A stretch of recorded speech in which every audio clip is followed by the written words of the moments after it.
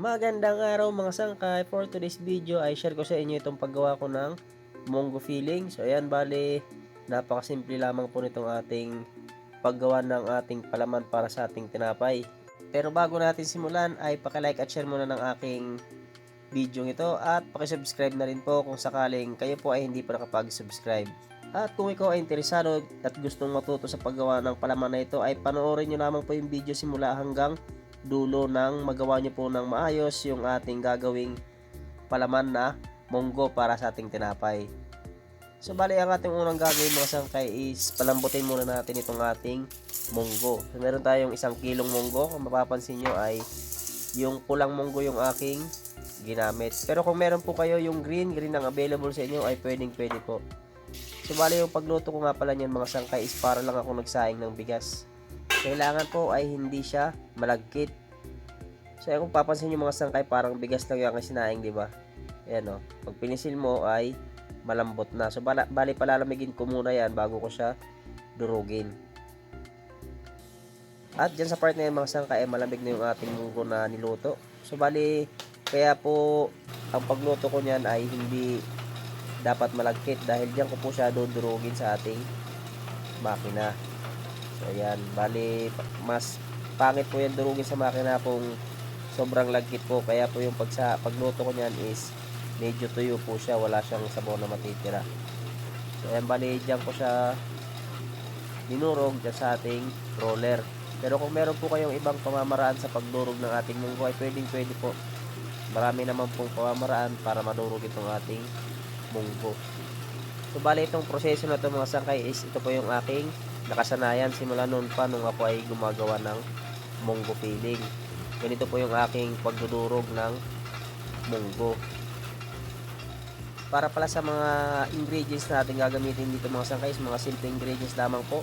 Puntahan nyo na lamang po sa description yung mga sukat na ingredients na aking ginamit dito sa ating gagawing munggo filling.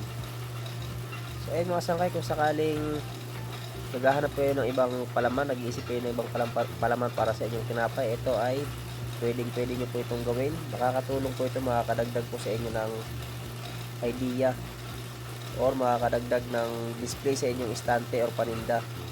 Yan. Kasi kapag nakagawa kayo ng munggo filling mga sangkay is marami na po kayong tinapay na pwedeng magawa.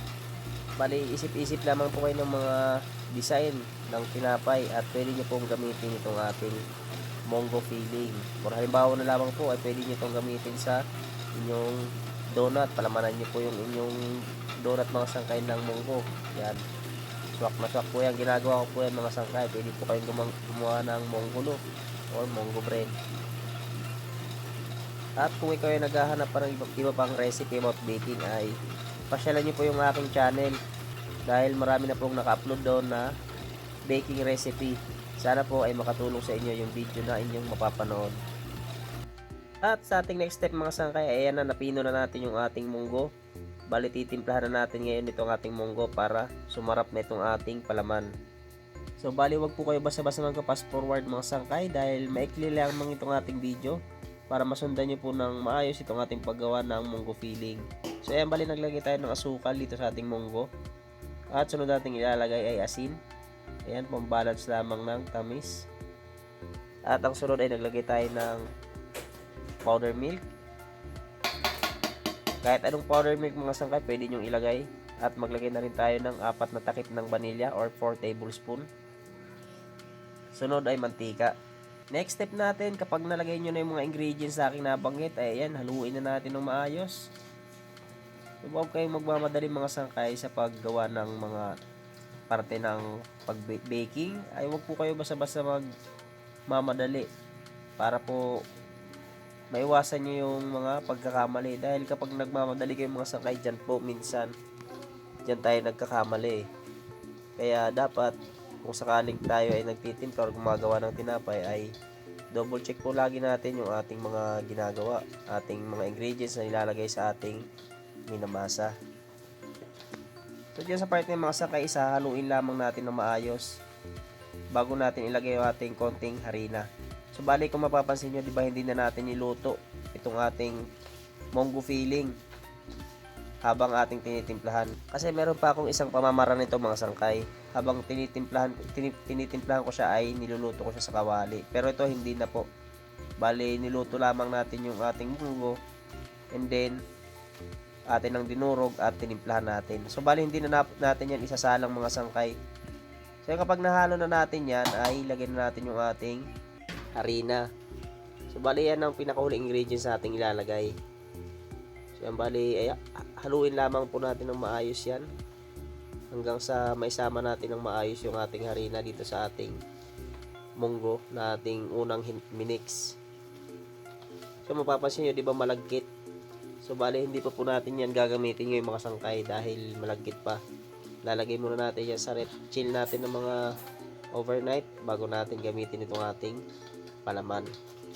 So, ayun, kung sakaling hindi nyo napansin yung ating mga sukat ng ingredients dito sa ating screen, ay puntahan nyo na lamang po sa ating description mga sangkay dahil doon ko na lamang po ilalagay yung kompletong sukat at ingredients nitong ating paggawa ng munggo filling. So, kapag nahalo nyo na ng maayos ay dapat meron tayong lalagyan or tupperware para dyan natin ilalagay yung ating munggo filling bago natin ilagay sa ating ref.